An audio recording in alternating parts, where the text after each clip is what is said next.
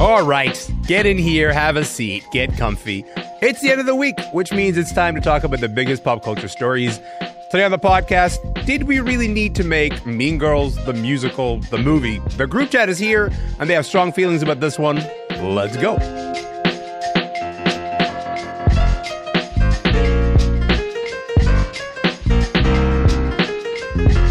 I'm Elamin Abdelmahmoud. This is Commotion. Okay, we are going to start with this. May I have everyone's attention, please? We have a new student. What's up, Kitty? Are you trying to make the rest of us feel dumb? I'm not trying to. It's just happening. Dear God, woman. Get in, loser. Regina George is a scum-sucking life ruiner. Why is he by our table? I can hear you, by the way. Can you hear me now?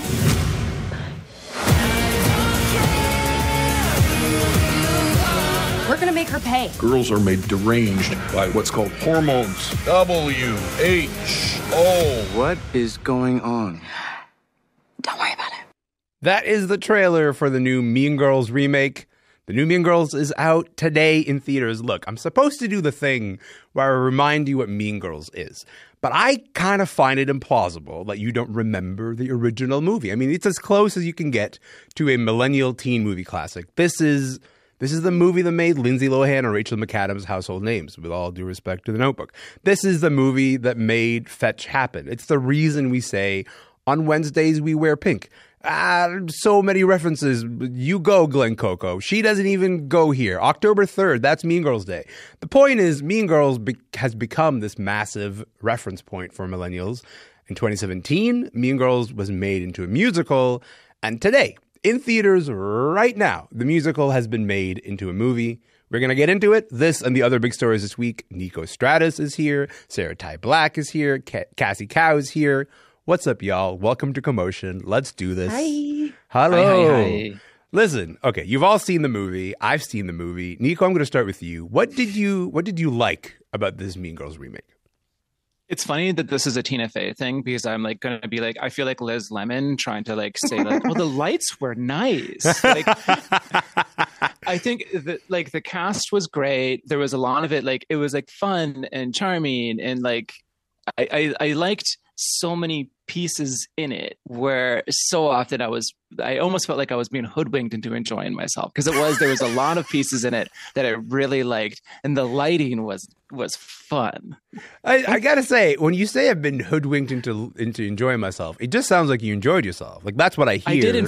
I enjoyed myself in fits and starts. I will say that. Yeah. That's all life is, Niko, is enjoying ourselves in fits and starts. Yeah. Okay, Cassie, let's talk about this cast. Okay, instead of Lindsay Lohan and Rachel McAdams, this time around we've got Angourie Rice and Renee Rapp playing Katie and Regina, respectively. How do you think they did? I think they did do a really good job. I did actually really enjoy the cast. I will say I just think it's a monumental task to take on those parts that were made so iconic by Lindsay Lohan and Rachel McAdams.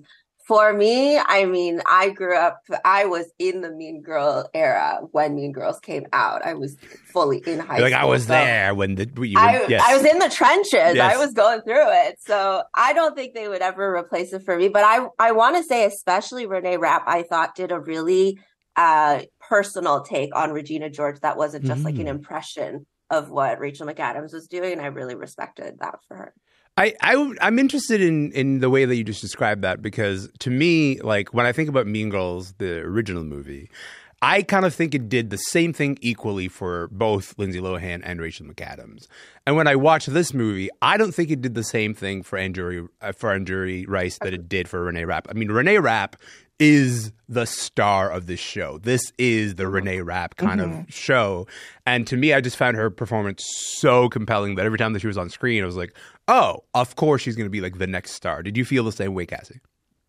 I definitely think that split was really noticeable. And I think it really did come down to, I think Angourie Rice was doing like a lot of service to the part that Lindsay Lohan had already laid down, and was kind of staying really true to that character in a way that wasn't as new or as like personal. Whereas I think Renee Rapp really just went all out for what she thought it would be. And I think it came out quite different than Rachel McAdams' interpretation. Mm-hmm. My big take on Anguria Rice's performances in general is that like every time I see her, I just see her and I go, oh, that's someone who's acting. Like it's very visible that there's effort going into acting, whereas opposed to like most of the other people in this movie where that effort kind of disappeared.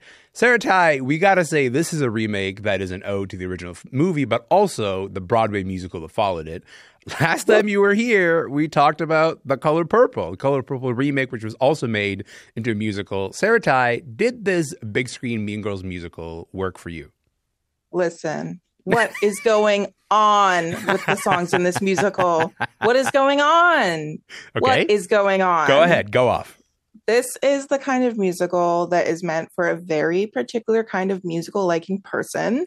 Someone who is very young, someone who is probably white, someone who loves Glee.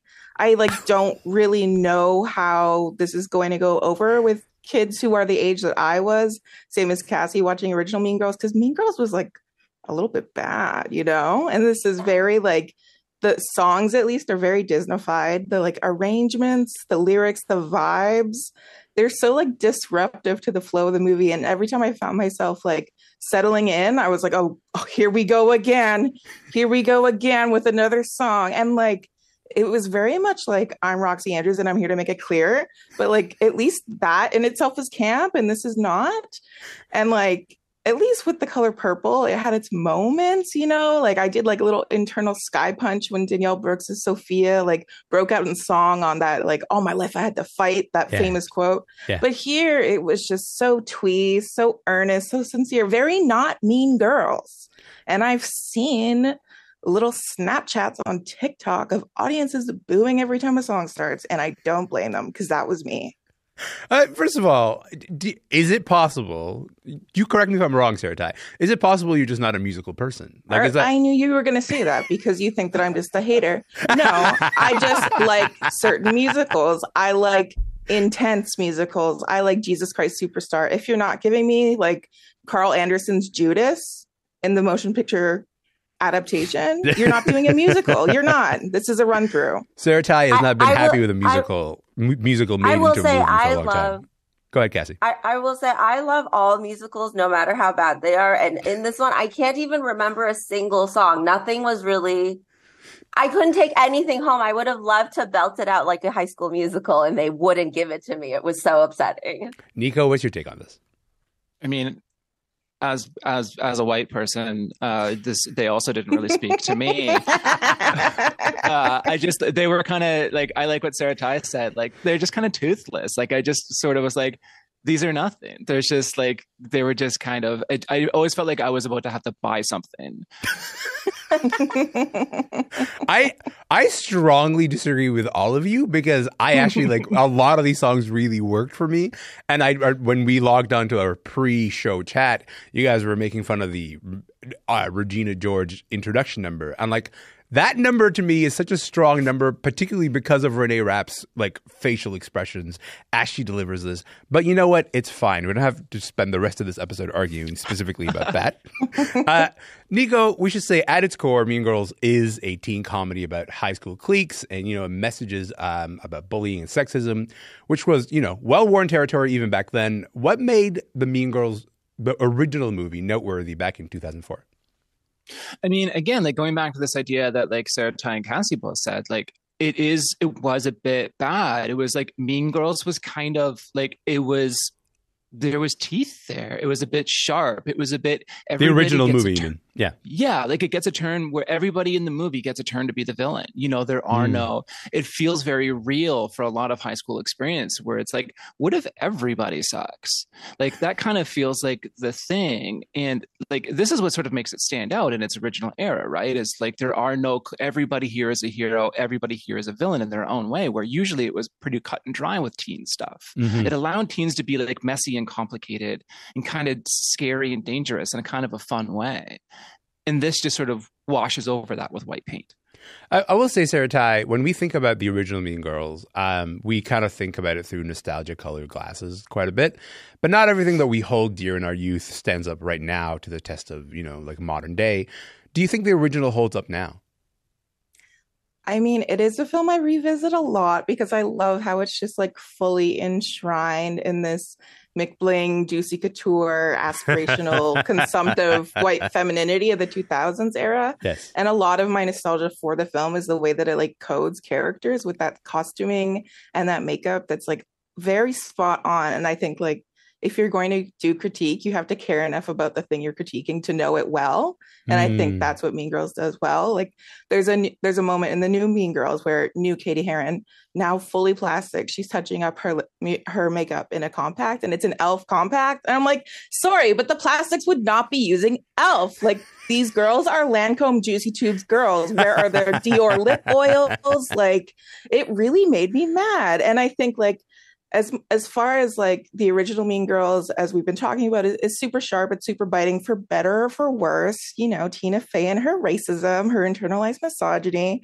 I think this new work kind of only solidifies like the fact that the original was at least biting in that way. It's so scared to like offend audiences. It like they took away the unfriendly Black hotties. Like, come on. This is literally about Mean Girls. That is one of the cliques that they did take away for this new invention. And one goes, why? Why? You kind of really needed that. Cassie, what about anti-Black. You? It's anti-Black to have the unfriendly Black hotties written out of the show. Cassie, what about you? How do you think the old Mean Girl stands up? I agree with Sarah-Tai's point. I think that's what really struck me when I was watching it, was how forced the diversity casting in this movie was. It felt like we threw out all realism or like opportunity for commentary and satire in order to fill this very like synthetic kind of diversity quota where every single person at this school checks a certain box and they're all standing next to each other. And I think they've really overlooked realism for that. And that's also what we liked about the first movie, or at least what I liked about it, was that it really leaned into satirizing a lot of these cliques and groups that by nature have a bit of a racial component to them. And I think that was very real for a lot of people. And now I think they've also they've put so much on having everybody be woke that it's taking a lot of bite out of it. Like they're not really willing to paint Janice as a bad character anymore. And they're uplifting her because they've like laden her with so many diversity traits that they're no longer able to be like, also she was secretly the meanest of the girls. Niko, just last question on this whole Mean Girls story, which is that ultimately the point of these remakes is to connect the franchise with a new generation of people. I think Mean Girls is interesting because it is a movie that has kind of stood the test of time and has been passed down to new generations without even needing a remake. So I'm curious whether you think this new take on Mean Girls is fresh enough to compete with the original in terms of the place it's going to hold. No. Next question. No, it was, when I saw it in the theater, I was the lone person in my 40s amongst a bunch of people that were probably in their 20s. So I was like an adult being like, these kids, and every time a song came on, they were like visibly upset about it. But they were cheering at the iconic lines, which are just sort of like recreated, right? Like the Get In Loser line is here, but it's shorter now. And like, there's all the iconic things that have been memified to death and back. Yeah. And it's just like, well, those things will persist regardless. So what is new here that a new generation is going to be like, this is our take on it? Because it's not going to be the boring songs that everybody doesn't like, other than you. Apologies. Not everybody doesn't like. Some people like that. But I was just like, the whole time I was watching it, waiting for this, like, what's the new thing that a new generation is going to be like, this is our takeaway from this? And I did not see it the whole time. Maybe it's John Hamm. I sure hope it is not John Hamm. Okay, we're going to leave it there and we're going to switch gears to this.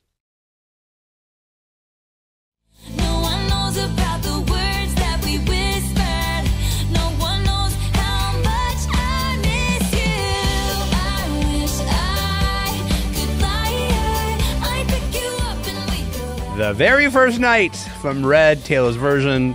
Look, Taylor Swift is in the news again. It is worth talking about. Okay, last week, New York Times published an op-ed about this long-running subset of fans who read queerness into Taylor Swift's lyrics and images and career. And according to this reading, Taylor Swift has been dropping what could be read as hints that she's bi. Now, the point of this conversation isn't to speculate. That's not what we're going to do. It's actually to ask if that New York Times piece was speculating or maybe doing something else. There was something about this piece that rubbed a lot of critics the wrong way. Taylor herself has not responded publicly to the op-ed, but CNN had this report that said the people close to her, I don't know what that means, but people close to her are not happy with it. Niko, I'll start with you on this one. You've read this piece. What was your reaction? I'm going to preface my feelings on this with two different things. Okay. First of all, I'm coming to this as a queer person and as a trans woman. This is sort of where my opinion on this comes from. And also, I think I want to make it extremely clear that there is nothing wrong with Taylor potentially being queer. I think there's a lot of talk at the speculation as to sexuality. Speculating as to famous people's sexuality is a thing that happens all the time. It's just that we have sort of created this normal where if someone is cis, if someone is het, if someone is white or whatever, these are these norms that we've created in media. And people speculate about the sexuality of famous people all the time. Whenever we speculate as to who they're dating or whatever, that is speculating in someone's sexuality, whether we like it or not. This is a thing that happens all the time. What I don't like about this piece, there's a lot that I don't like. First of all, it opens with this very real story of someone who almost committed suicide and did not, thankfully. Charlie Wright, who's a real person, yes, is a country artist and a real person who specifically was going to commit suicide because she was scared about her identity in the genre that she's in. Now, that story sort of clumsily segues into 5,000 words about Taylor Swift. We never tie back into why we're talking about that in the intro. So it's already using this weird trope and a lot of really distasteful things to get into this piece and doesn't really explain why. And then it does it goes beyond speculating or wondering or doing a queer reading of Taylor and starts doing this sort of red string on a bulletin board and taking all these conspiracy theories. It's Charlie Day. It's like the Charlie Day meme of somebody going like this, right? Of connecting all these ideas and being well, look at this dress and look at these words. And it's it's a willful reading of lyrics to support a point. And it kind of goes beyond, a queer reading and gets into this kind of distasteful, well, this is what I'm seeing here. And this is the truth. And this is what she's trying to say. And it's is she, or is this what you want her to say? And those are two different things. And it kind of never really solidifies that. And it just kind of gets to this thing where it's this is kind of a little bit too far. It feels very conspiracy theory more than anything. Okay, so I'm a cis straight man. I don't really have I think my position on this comes from an entirely different place. But reading that piece, my interpretation of it was that it was a piece about not foreclosing the possibility of reading queerness into an artist. So at least that's the best of possible version of what that piece could be. I'd like to think that in 2024, a lot of us get why outing people who haven't made their sexuality public is considered to be just a really big no-no. Anna Marks, who's the writer of this op-ed, in the piece, they wrote this quote: "Every time an artist signals queerness and that transmission falls on deaf ears, that signal dies. Recognizing the possibility of queerness while being conscious of the difference between possibility and certainty keeps that signal alive." Sarah-Tai, does that defense make sense to you at all? No. Okay. Anna, you're lost in the sauce. I get it. As a lifelong Mariah Carey fan, I love to playfully read into her relationship with the brat. I should also say I'm queer as well. But this was giving, do you guys know the movie The Number 23 with Jim Carrey? I regrettably I do. Yes. This is that. It's sincerely reclaiming bisexual lighting instead of letting it be a fun thing that we do in private and not in an op-ed for the New York Times. And I see what you guys are doing, and you guys are on a list, and a list is not where you want to be. But I think that this idea of playfully reading queer subtext from cultural products, cultural figures, being confused as actual queer content, as actual queer artistry is truly so dumb. If you are listening to this and you're maybe I'll read it, do not read it. Save yourself the time. Just bang your head against the wall. That will take less time.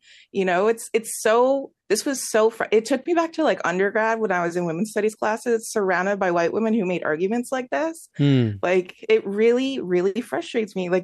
My gay ass can watch Creed's 2001 halftime show as many times as I want. As happy as that makes me, as transcendental as it feels for me specifically, that does not make Scott stop mother. You know what I mean? No one has ever said the come phrase on. Scott Stapp being mother ever before. Well, it was going to be me. It was out of all people, it was absolutely going to be you. Cassie, I'm going to come back to you in just a moment here. But Niko, if I can just put this back to you for a moment. When we think about the way that we talk about Taylor Swift, who has become a site for all these things, when I read this piece, I go, if this piece was in like the Paris Review, I think we'd be dealing with it differently. You know what I mean? It felt like a poetics reading as opposed to something that we usually expect in the New York Times. I think placing it in the New York Times made it feel like public speculation as opposed to a poetics relationship to an artist's career. Am I out to lunch on that? I might be. I mean, I don't think you're entirely off base. I mean, that was a lot of people's response to it was like, I can't believe this is in the New York Times. And like, I mean, have you read the New York Times? Because like, maybe this is why this is in the New York. It's not like the New York Times is not the paper that we all want to pretend it is, which is like, you know, it's the old gray lady. We sort of think of it as like this prestigious place. Sure. But like, if you read the New York Times in the regular, not that good all the time. And like, it is... if it was anywhere else, and I think if the writing had been a little bit stronger and if it had connected the themes in a little bit more clear way, and it had been less, if she had used the full name of Taylor Swift, including her middle name, less, and made it seem like she has a parasocial relationship with her, it would have felt differently, right? But I think it being in the New York Times specifically, it sort of creates this like underlying subtext that just sort of adds to people's discomfort with it. Cassie, real quick, I mentioned that people musing about the sexuality of the favorite artist or picking apart song lyrics for clues. That's not anything new. Do you see this op-ed being anything different than that? Not really. I think what's actually really, upsetting about this whole thing was that it's such an obvious clickbait kind of rage economy strategy that really highlights how out of touch the New York Times is, like how they think that now getting the clicks and getting the rage and getting the views is to kind of antagonize these public figures when they don't understand now that actually the relationship that the fan base has with the person that they like is so much more personal that they're not interested in digging through their personal life and violating their privacy. That's no longer the type of parasocial relationships that we have anymore in these types of fandoms. And last time I was on the show, we talked about Hassan Minhaj and the piece that took him down. Just these pieces that come out of nowhere, like no one was asking questions about these things in the first place. It wasn't related to an event that just happened. The fact that they're just like, let's go through a checklist of like, let's see if this will make people angry or not. Let's put it out there. It's very gross, I think. So, okay, we got a couple of minutes left. We're going to power through some recommendations because I want each of you to give me something that I should take into my weekend. Sarah-Tai, you first. What do you got? I would recommend that everyone watch the hearings happening at The Hague right now, where South Africa is suing Israel in the International Court of Justice. You can watch it in full online on YouTube. It's on Al Jazeera's page, Associated Press's page. I think that it's really important that we remain vigilant in, at the very least, witnessing this moment right now. Cassie, what about you? What do you got? I've been reading fiction to get away from the news. So I've been reading Piranesi by Susanna Clark. It's really a wonderful, magical realism kind of story. Is it a relatively new novel or has it been around for a little while? I think it came out around the times of the lockdown. Okay. So just a year or so. Niko, 30 seconds to you. I know we all have Marvel fatigue, but I've been watching Marvel's Echo on Disney Plus, and it's really fun, and I like it, and I like the cast, and there's a little mini Reservation Dogs reunion on the show, which I also enjoy, and it is a good time, and that's what I've been watching, and that's what I recommend. That's a perfect place to leave it. Sarah-Tai Black, Niko Stratis Cassie Cao, thank you so much for your time, y'all. Thank you so much for being here. Thank you. Of course. Sarah-Tai Black is a freelance culture critic. Cassie Cao is a comedian and TV writer. And Niko Stratis is a culture critic who writes a Substack, Anxiety Shark.